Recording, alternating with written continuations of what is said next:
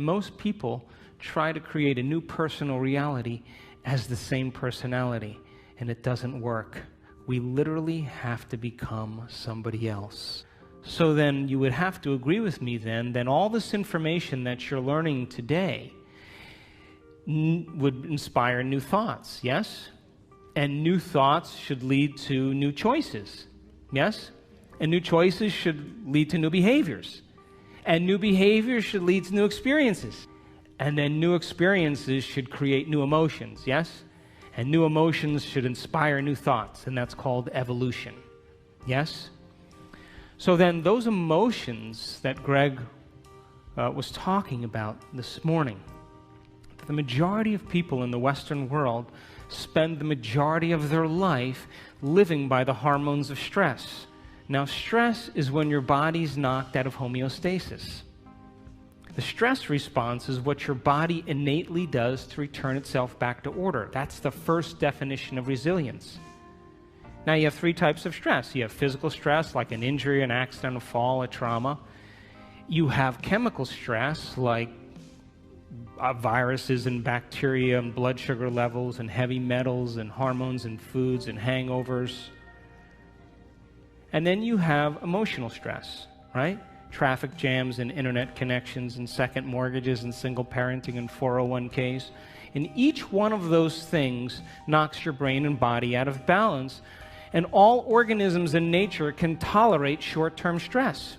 If the deer gets chased by a pack of coyotes, if the deer outruns the coyotes, 15 minutes later it goes back to grazing and the stress is over.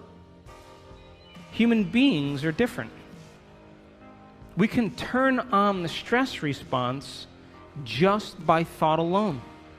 You can begin to think about some future worst-case scenario, and because the privilege of human beings is that we can make thought more real than anything else, we can focus on that possibility to the exclusion of everything else. And you can knock your body out of physiological balance just by thought alone, and your body, as the unconscious mind, believes it's in that experience in the present moment. And we can unfold past bitter memories that are tattooed in the recesses of our gray matter, and like magic we bring them to life, and in that moment it's real. And so the hormones of stress long-term push the genetic buttons that create disease, and no organism can tolerate living in emergency mode for extended periods of time. So then think about this. You can turn on the stress response just by thought alone. How many people have done that? You've done that? It's called being human, right? And we know that the hormones of stress dysregulate and downregulate genes to create disease. So that means then your thoughts can make you sick. So here's my question. If your thoughts can make you sick, can your thoughts make you well? I'm talking to the right audience. So then, the hormones of stress, though, give the body and brain a rush of energy. And it's like a narcotic. It becomes a drug. And people become very addicted to the adrenaline and the stress hormones. And they use the problems and conditions in their life to reaffirm their emotional addiction so they can remember who they think they are. The bad relationship, the bad job, the terrible circumstances, all of that is in place because the person needs that to reaffirm their emotional addiction. Because God forbid they couldn't feel anything. So then if the hormones of stress become like a narcotic, and you can turn on the stress response just by thought alone, then we could become addicted to our own thoughts. How many people are still with me? So then if you become addicted to your own thoughts, when it comes time to change, then you can understand then, just like an addict, the moment you're no longer thinking certain thoughts that are making certain chemicals for you to feel a certain way, and those feelings drive the same thoughts. You know, like if you have an insecure thought, you begin to feel insecure, right? Come on. And the moment you feel insecure, you're going to think more insecure thoughts, yes? And if you keep doing that for 20 or 30 years, it's going to feel pretty familiar, yeah?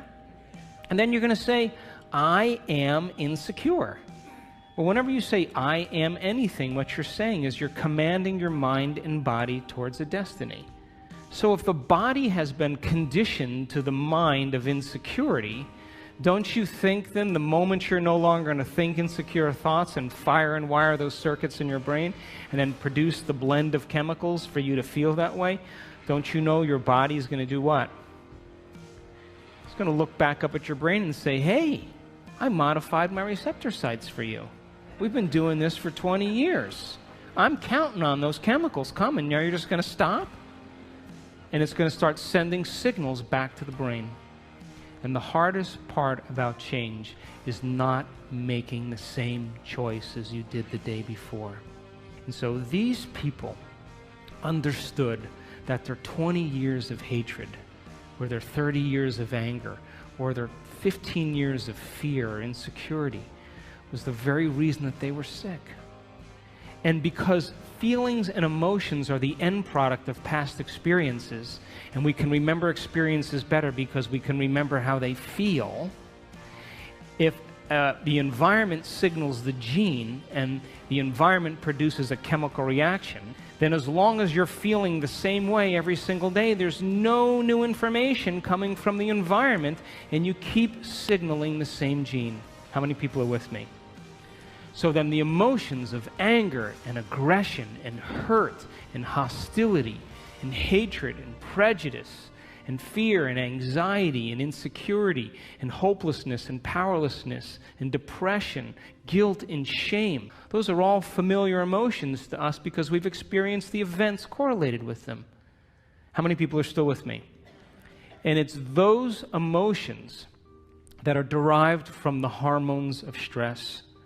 And if you keep knocking your body out of balance, that imbalance becomes the new balance, and you're headed for some type of disease. And these people began to realize that they had to change that.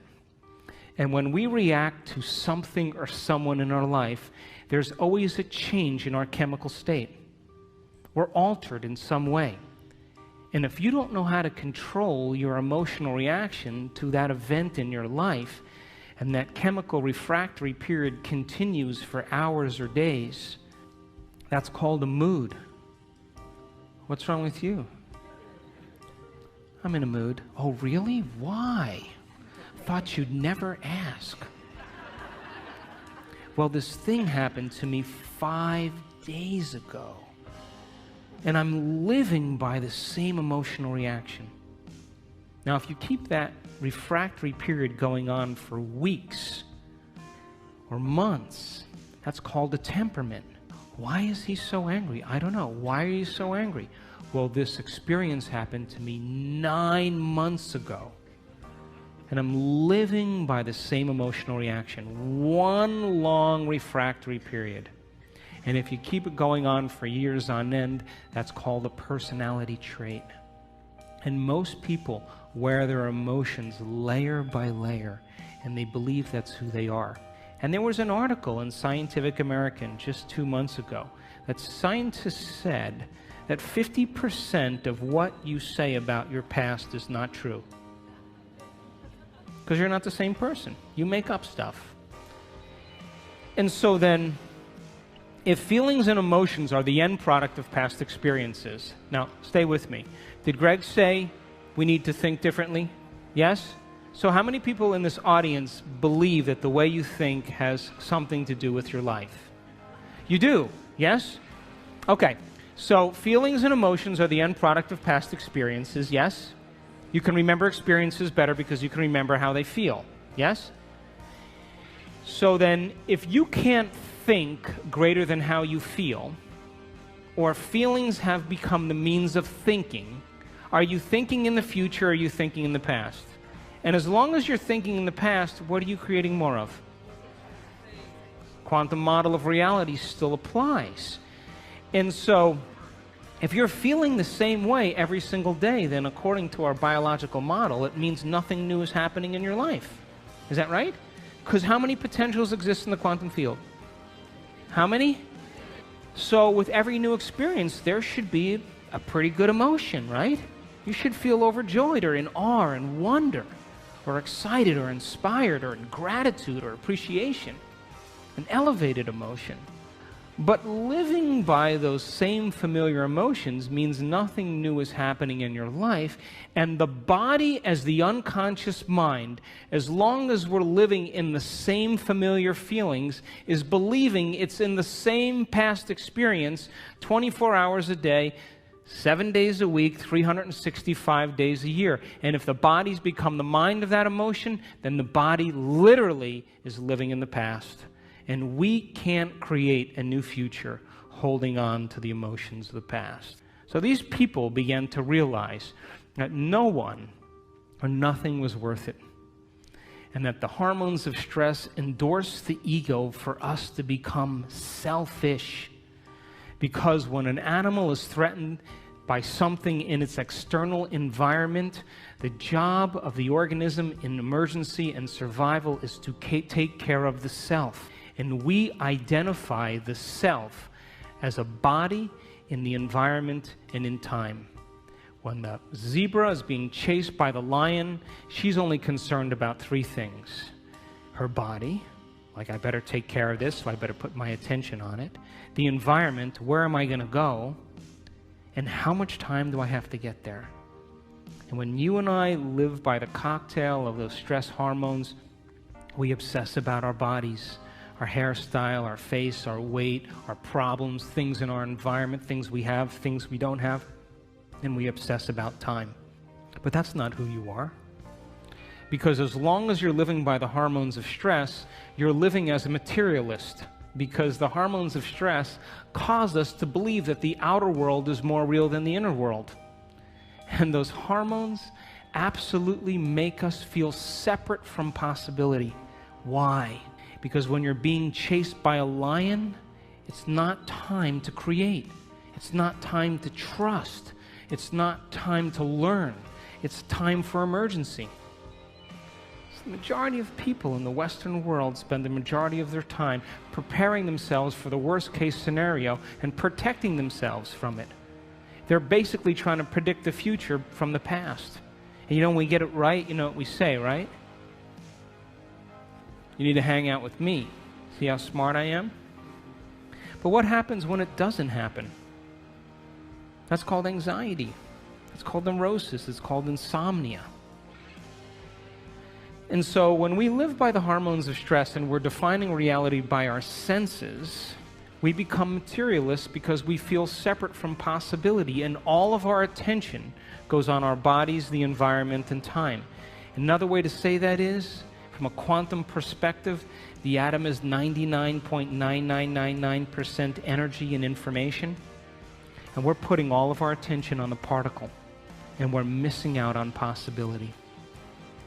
And so these people had to hit a point of crisis where they finally started taking their attention off their outer world and started to ask themselves some bigger questions. Who am I? What is a greater expression of myself? What would I have to change to be happy? Who in history do I admire that I want to be like? And they began to contemplate and speculate and rehearse who they were going to be if they got better. And the mere process of thinking about who they were going to be began to change their brain.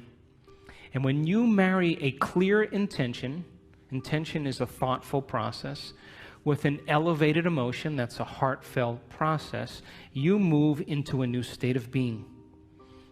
And as they began to remind themselves every single day of who they no longer wanted to be, and they reminded themselves every day of who they did want to be, they began to cause their brain to fire in new sequences and new patterns and new combinations. And whenever you make your brain work differently, you're changing your mind. Because according to neuroscience, mind is the brain in action. Mind is the brain at work.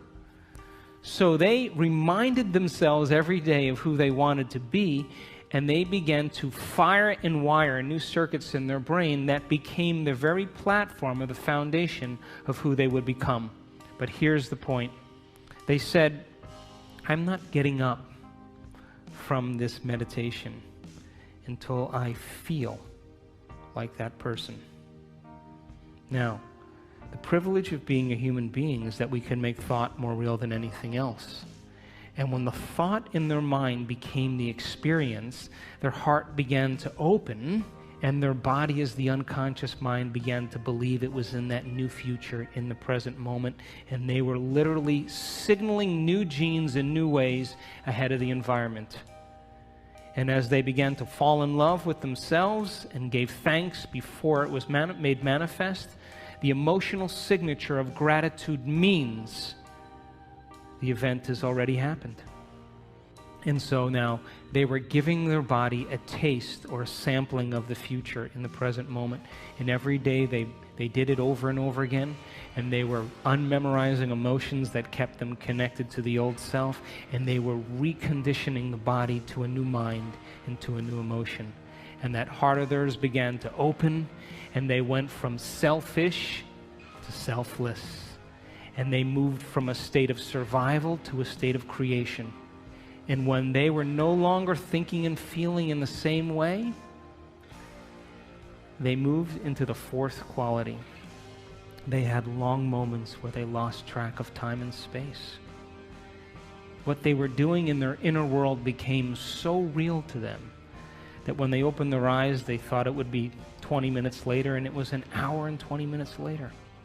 And when they did that, that magnificent forebrain, the crowning achievement of the human being, the frontal lobe, the creative center, it has connections to all other parts of your brain. And when you're asking open-ended questions like, what would it be like? How would it have to be? The frontal lobe, like a great symphony leader, looks out of the landscape of the entire brain and begins to select different networks of neurons and seamlessly pieces them together to create a new mind. And the moment the brain begins to fire in tandem, the frontal lobe creates a picture. And that picture is called an intention. And when you can make that picture more real than anything else, and you begin to feel inspired by it, your body's no longer living in the past. Now it's living in the future. And every day, as they no longer fired and wired the same circuits in their brain and emotionally signaled the same genes in the same way, they were moving into stasis. And then they began to reverse the process. And a new state of being is a new personality. And a new personality creates a new personal reality.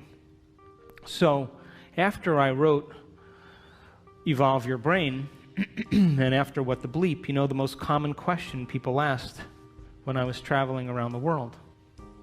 How do you do it? How do you do this stuff? Why is it so hard to change? I mean, what do you do? And so we started teaching workshops around the world. And we were doing introductory levels. And we were using science and brainwave technology and breaking it down, the heart coherence, so people could understand how powerful they really were. And so we started teaching these workshops after What the Bleep, and for the first year and about 3 or 4 months, guess what happened? Nothing. I don't know if if it was me or just whatever it was, but there wasn't a lot happening. And then after about 1.5 years or so, we started getting these emails. You know, people coming to the events, and the first line of every email was always the same. You're not going to believe this. My 20 years of hatred towards my father, you know, I just decided I didn't want to hate any longer, and my acid reflux went away. What do you know? Did I signal a new gene in a new way? And people started to correlate what they were doing. They were actually practicing it consistently, not as something that they had to do, but something that they wanted to do, because they believed it was possible. And if you knew that you were a creator of reality, that your thoughts have something to do with your destiny, if you knew that on a gut level, would you ever miss a day? Never miss a day. And would you ever let a thought slip by your awareness that you didn't want to experience? And so when we started seeing the feedback started to come in, people started saying, hey, I'm feeling better, things are starting to happen in my life. That was, for me, the most important point in my career, because I knew on some level that we were making a difference in people's lives. And so people around the world started sending in these wonderful emails, and I just was doing these level 1 intensive workshops, and then after I'd finish the workshop, people would say, can we do another one? I'd be like, okay, we'll do another one. So we did like these level 2s, and then after level 2, someone said, can you do a level 3? And I said, okay, we'll do a level 3. Then after level 3, someone said, can you do another one? I said, I don't think I know anything else. But we kept doing them. I kept learning, and we were in Seattle a couple years ago, and we did a progressive workshop. And there was a lady with MS whose wheelchair, her motorized wheelchair, broke down. And she came anyway. And by the end of that event, she was walking across the room, unassisted, with no limp, and the motor functions in her leg came back. Now, I have to tell you, I was more surprised than anybody. Because now I knew that we were signaling new genes in new ways in real time. That, I mean, we could talk about genes forever, but your genes are a library of potential. They're a library of possibility. They're a parts list. And when you begin to do something differently, when you begin to think something differently, when you begin to experience something differently, when you begin to emotionally embrace something differently, you're literally changing your genetic expression. And when you turn on new genes or activate new genes, those genes turn on to make new proteins. So then, people were literally turning the genes off or down-regulating the genes that had to do with their disease and up-regulating new genes right in their meditation, and their body began to change before our eyes. We did another event then, a few months later, and another lady with MS was dancing around the front of the room. Now, there's a scientific part of me that I just couldn't overlook this. And I became very, very passionate about this idea called information to transformation. And I said that if it's happening in real time, people are doing amazing things. Common people just like you give them information, really profound information that has to do with the truth of the way reality really is. And you begin to have them share that information where they can repeat it. They're wiring it in their brain. Would you agree? If you can repeat something, it's in there, yes? The latest research that was done by Kandel, the Nobel Prize laureate, he said that when you learn a new bit of information, you double the connections in your brain in certain areas from about 1,300 to 2,600 new connections. As a matter of fact, every time you learn something new, you're making a new connection in there. That's what learning is. So he saw that you increase the number of connections in your brain just by learning a few bits of information, but if you don't revisit that information and review it, those connections prune apart within hours, within days. So it's important then for students to be able to learn the information and then repeat it. And then that information, then there should be some instruction, and to demystify it so that they can understand that they can have a new experience. And that new experience should produce some type of transformation. And if it's happening in real time, we should measure that transformation in our seminars. And if we can measure that transformation and begin to interpret it, synthesize it, all of that information then that we've measured is more information to teach transformation better. And if people continue to transform and we measure it, that's more information to teach transformation, and we begin to close the gap between knowledge and experience. How many people are with me? So this year, in February, we did our first advanced workshop, and we had people from all over the world come, and it was in Carefree, Arizona. And I brought in a team of technicians and neuroscientists, and we brought in a physicist from St. Petersburg, and I wanted to begin to measure transformation. And we measured the energy field of the room, because everybody says, oh, wow, the energy was really great in the room. Well, I wanted to see if there were physical changes taking place in the room. I wanted to measure the energy field around people's body. That if photons become excited and you begin to experience elevated emotions, emotions are just energy. And as Greg talked about, the coherence that's created from an elevated emotion broadcasts a signal into the field that is feet to meters wide. And then if we could measure all of those things and we can consistently have people retreat from their life for 4 days to no longer return back to the same environment that reminds them of who they think they are. So for 4 days, people retreated from their world. And we started at 6 in the morning, and we went till around 6 or 7 at night. And these people were passionate about transformation. And we recorded amazing things. And I'm going to show you some of those pictures after we take a break. But it begs the question then, if your personality creates your personal reality, and you walk back into your life every single day, and you see the same people, and you go to the same places, and you do the same things at the exact same time, then it's your external environment that's turning on different circuits in your brain, causing you to think equal to everything that you know. And as long as your same environment reminds you of who you are, and you're thinking equal to your environment, then your personal reality is creating your personality. And there's a dance between the biology in your inner world and the experience in your outer world, and that tango is called karma. So then to change then is to be greater than your environment, to be greater than the conditions in your world, to be greater than the circumstances in your life. And every great person in history knew this, whether it was William Wallace or Mahatma Gandhi or Joan of Arc or Martin Luther King, the Wright brothers, to have a vision, an idea, a dream, and to begin to no longer keep doing the same things, as Greg said, because all of the adversity in our life is to initiate us into greatness. It's to call out something greater in us.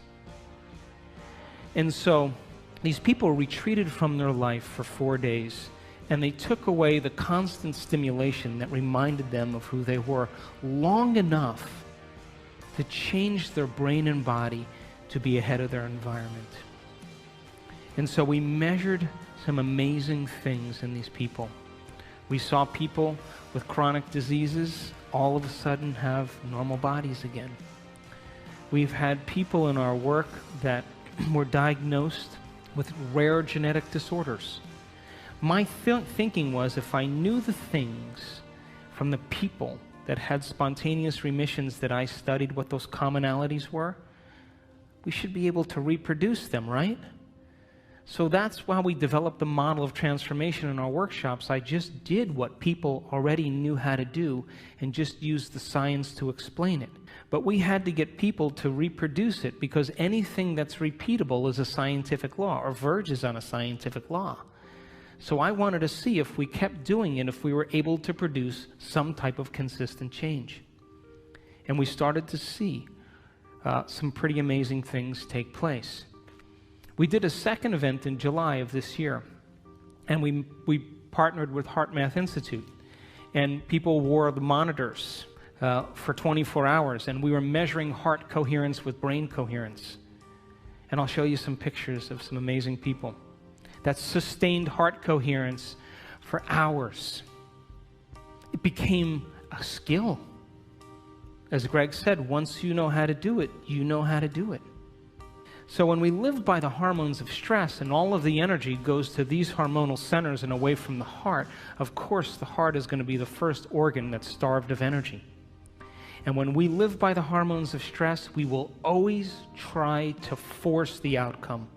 We'll always try to push and make it happen, because we are matter trying to change matter.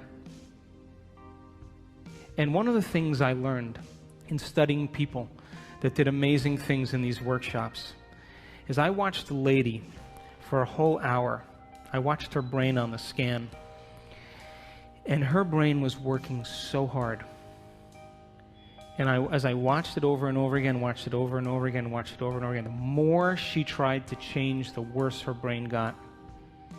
And I went up to her afterwards and I said, how was that for you? And she said, I had the worst meditation of my life. And something clicked in me in that moment, and I knew that most of us, we try to use our brain to change our brain. We try to use the ego to change the ego. We try to use the program to change the program, and it only endorses it. And in that moment, something clicked, and I knew that they had to become pure consciousness, that they had to get beyond their body, get beyond their environment, and get beyond time. Because when you become pure consciousness, and we have all the biological and neurological machinery to do this, by the way, you come preloaded with everything you need. You don't need anything else.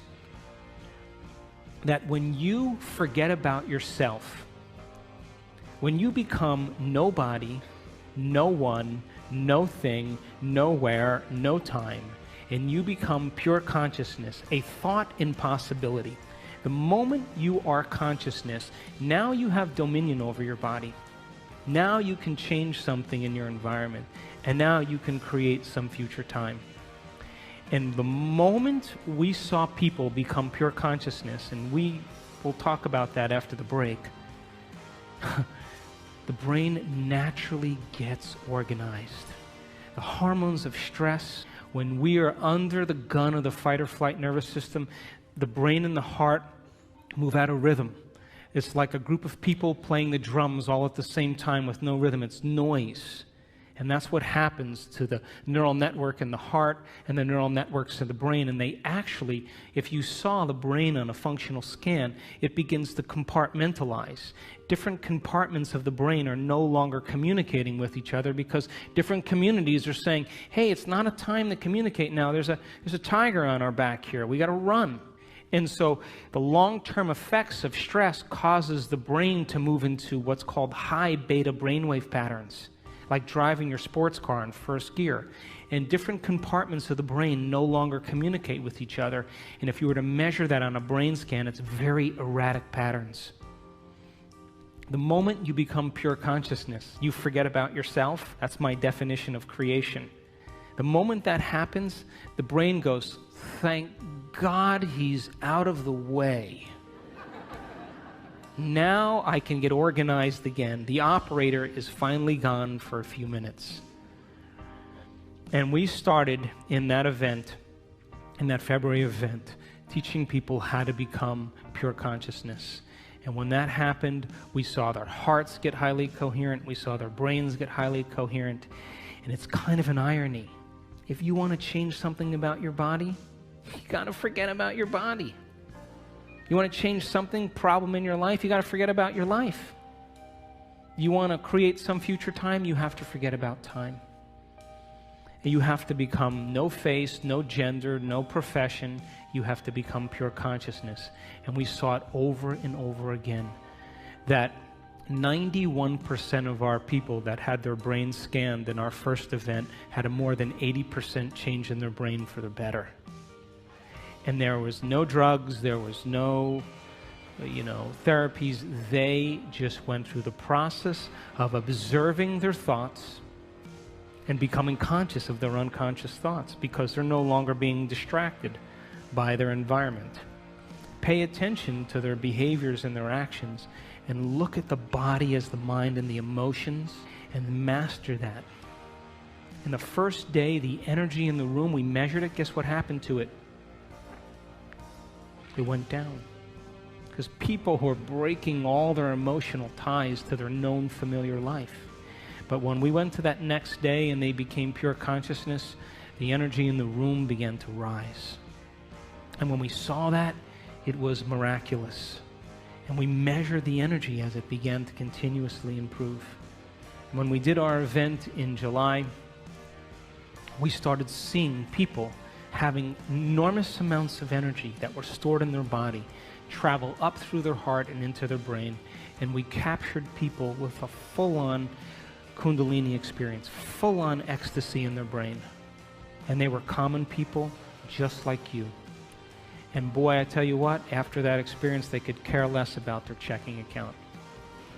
They could care less about their problems. And we saw one lady move into such a state of ecstasy. We were watching her on the camera, on the screen like this. And all of a sudden, we saw her brain get very organized. The front of the brain talking to the back of the brain, the back with the front, side to side. strong level of coherence, and all of a sudden, she went into this high consciousness state called gamma brainwaves. And gamma brainwaves is super consciousness.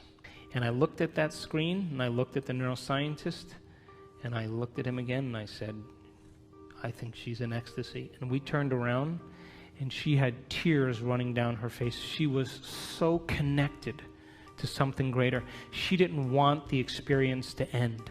I'm going to show you pictures of her brain. She wanted the moment to elongate.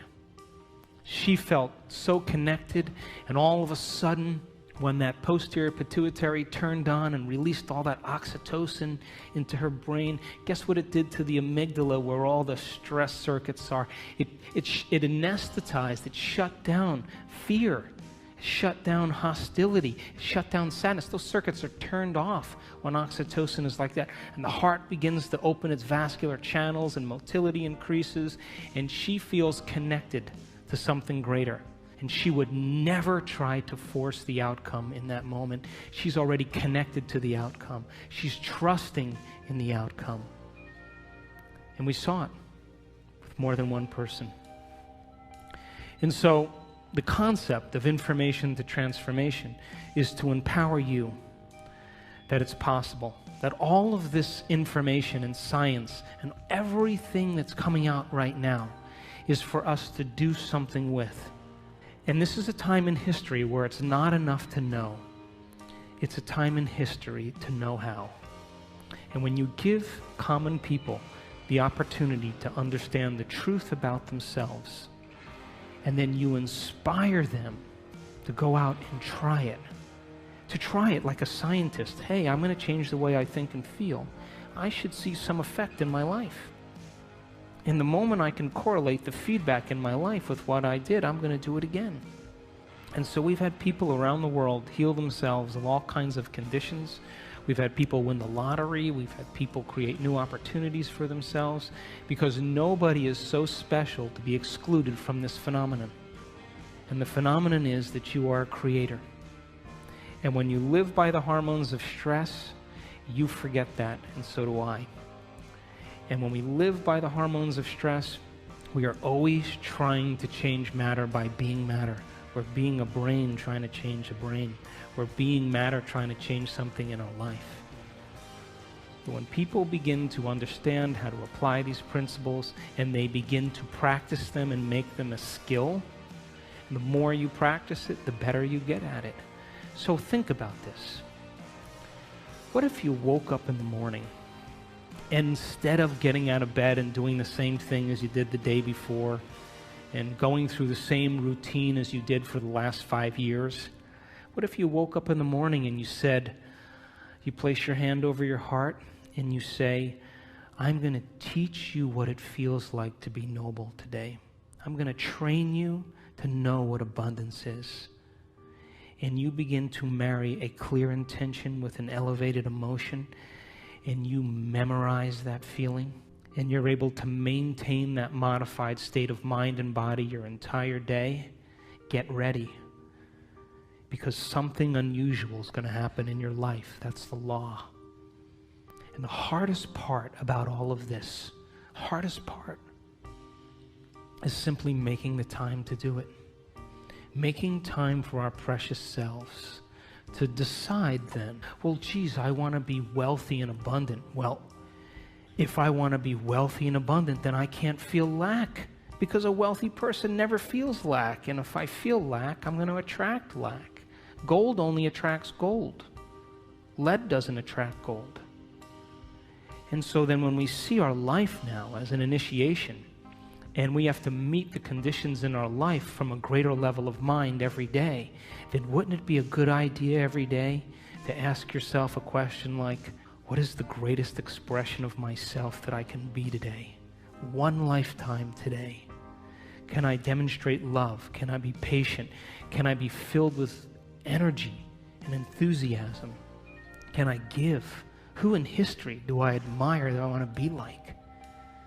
And you begin to rehearse a new way of being and begin to install the neurological hardware in your brain so you have the circuits in place that when you open your eyes, you're somebody else, and you get that heart-centered emotion going. You move out of these survival centers, and the moment you open your heart, it's a fact. The Heart Math Institute did the research. Take a clear intention and marry it with an elevated emotion, and you change matter. You alter DNA at a distance, because the thoughts you think are like the electrical charge in the quantum field, and the feelings that you emote are like the magnetic charge. And how you think and how you feel broadcasts an electromagnetic signature that influences every single atom in your life. So what are you broadcasting every day? So if you were able to practice it and change your brain and body ahead of the environment every day, then you know your friends would go, "You look different. Did you change your hairstyle?" "No." "Really? Did you shave your mustache?" "No, never had a mustache." "Really? Did you lose weight?" "No." "No." "Whoa, wow, something's different about you," because they're sensing a change in energy. And when you change your energy, you change your life. How many people are with me? So, great time to be alive, would you agree? We signed up for this. But listen, you can't stand up and in the name of spirituality say, "Hey, let's all live in gratitude," and get in your car and be like, "Hey, get out of the way," cut people off. What's that? That's like, eating a delicious, vegetarian organic breakfast and then spending the rest of your day eating junk food.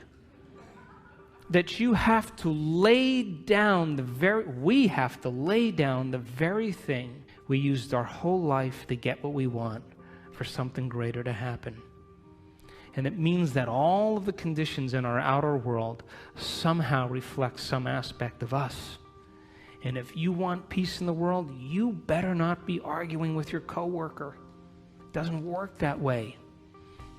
And if you want to experience true fascination for life, make time for fascination. I was in Barcelona a little ways back, and I was invited to speak to the ministry of all the ministries in the government there, 17 different ministries. And they're in a crisis right now. And the one thing I didn't want to be was some know-it-all American, And I said, "How do you become supernatural?" You got to start doing what's unnatural. When there's a crisis and everybody is in lack, that's the time to give. When everybody else is in fear, that's the time to demonstrate courage. When everybody else is hostile and judging, that's the time to show compassion. And if we can continuously do over and over again what is so unnatural, sooner or later will become supernatural. Wouldn't you agree? So then if you're working on your anger and your frustration, and I'm working on my fear and my anxiety and my judgment, and I'm taking care of me and you're taking care of you, then everybody was doing that, we would sooner or later start to see some change in the world. Yes? So then we have to begin to start somewhere. And the place we start then is looking within and beginning to look at some of those emotions that keep us anchored to the past, that literally begin to break us down. And if a person can move into an elevated state of being every day, and they understand that they're signaling new genes just by doing that, just by doing it. If you have that understanding, you will produce greater results.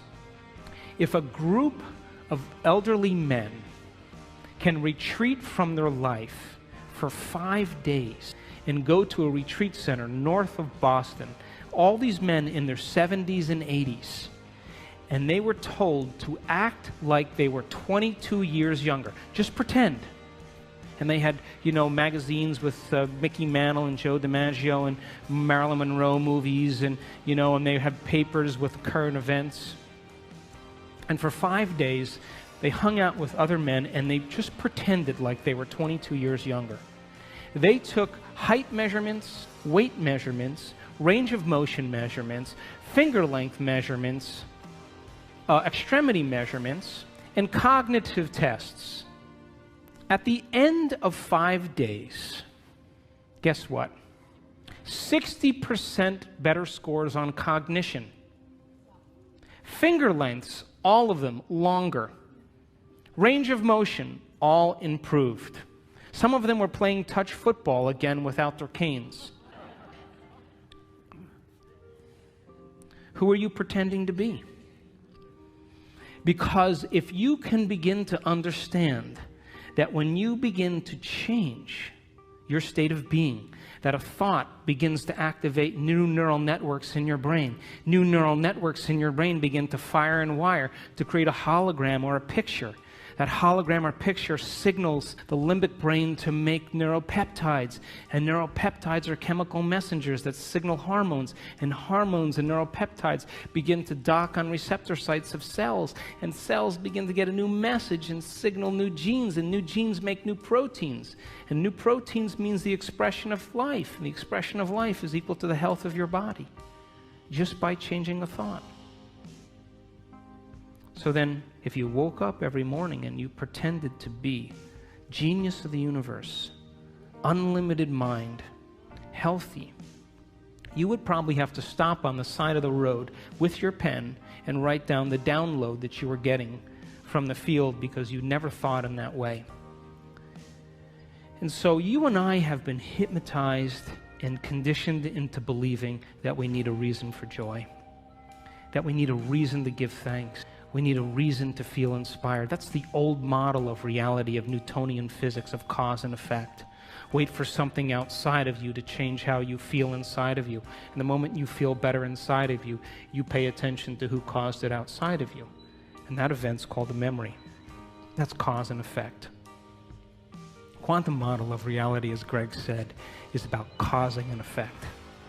Begin to change how you think and feel, broadcast a whole new electromagnetic signature, and give thanks before the event is made manifest.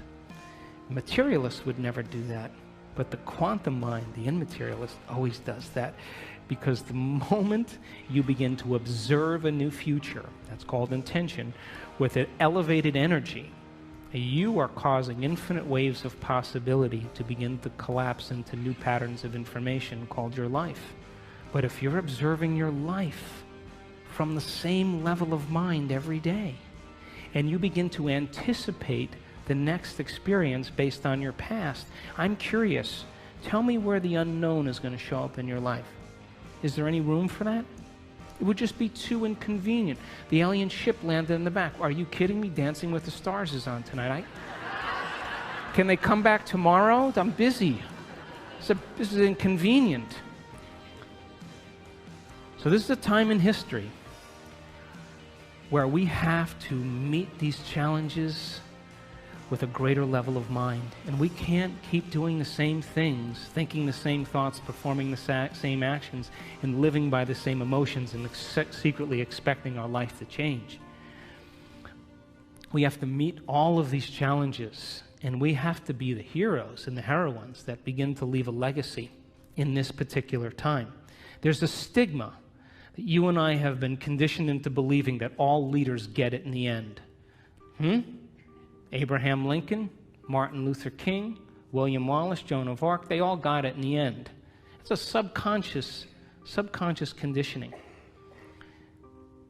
that leaders somehow pay the price with their life. You ever see a group of birds that all move in the same direction? You ever see the fish that all swim in the same? If you study that phenomenon in biology, that's called emergence. You would think that there's a leader, like it's a top-down phenomenon. Turns out there's no leader. It's a bottom-up phenomenon. Everybody is leading. There's one mind, one consciousness. So you can't take out all leaders if everybody's leading now, could you? So this is a time in history where emergence is the model, that we have to lead by example. And all of this information is to empower you to understand that it's possible.